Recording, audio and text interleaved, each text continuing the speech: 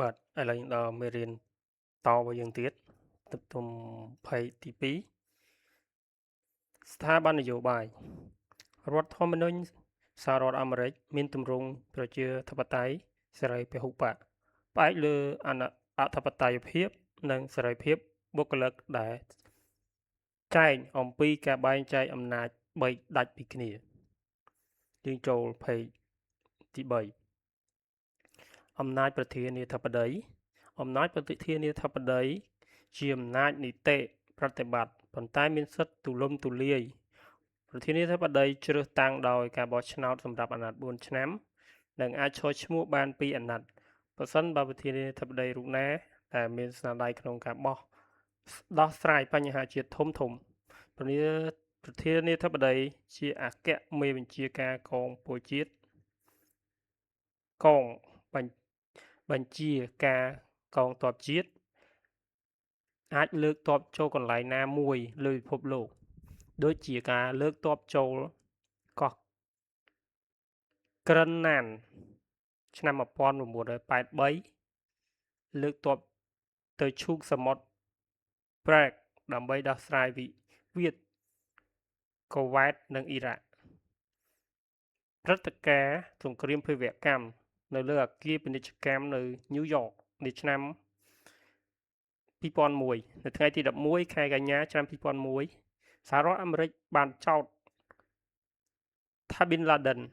ជាភេរវជនអាល់កាយដាដែលកំពុងលាក់ខ្លួននៅអាហ្គានីស្ថានគឺជាអ្នកបង្កហើយបានប្រកាសលើកទ័ពតាមប្រម៉ាញ់និងកំទេចសម្បុកក្រុមភេរវកម្មអាល់កាយដានៅឆ្នាំ2001ក្រៅពីនេះប្រធានាធិបតីមានសិទ្ធិបង្កើតគំនិតផ្ដួចផ្ដើមធ្វើច្បាប់អ្វីមួយប្រធានាធិបតី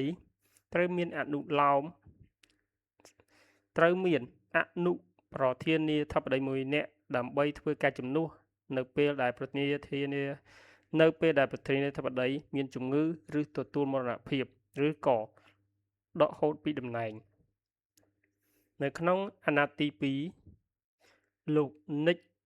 សុនត្រូវដកហូតពីតំណែងដោយសាររឿងអាស្រូវវ៉ាល់តេហ្គែតហើយអនុប្រធានាធិបតីហ្វតឡើងជំនួស1.2 អំណាចសភាមាន2ប្រភេទ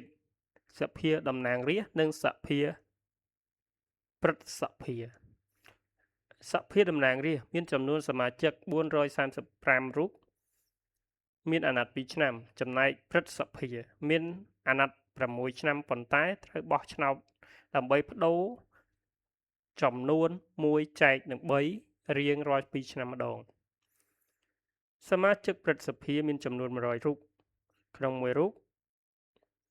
មាន2រដ្ឋក្នុងមួយរដ្ឋមាន2រូបព្រឹទ្ធសភាដើរតួនាទីយ៉ាងសំខាន់ទោះជាអ្នកតំណាងរដ្ឋនីមួយៗជាអ្នកមានសិទ្ធិពិនិត្យលើការតែងតាំងមន្ត្រីជាន់ខ្ពស់និងជាអ្នកឲ្យសញ្ញាប័ណ្ណលើសន្ធិសញ្ញាផ្សេងៗដោយសម្លេង2/3សភាមិនអាចទម្លាក់ប្រធានាធិបតីពីតំណែងបានឡើយលើកលែងតែមានប្រព្រឹត្តអំពើក្បត់ជាតិនិងអំពើឧក្រិដ្ឋកម្មនៅក្នុងតំណែង1.3 តុលាការជាន់ខ្ពស់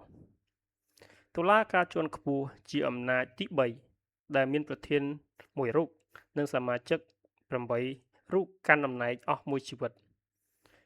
មានសិទ្ធិទុកជាមោឃៈនៃច្បាប់ទាំងឡាយណាដែលមិនស្របនឹងរដ្ឋធម្មនុញ្ញ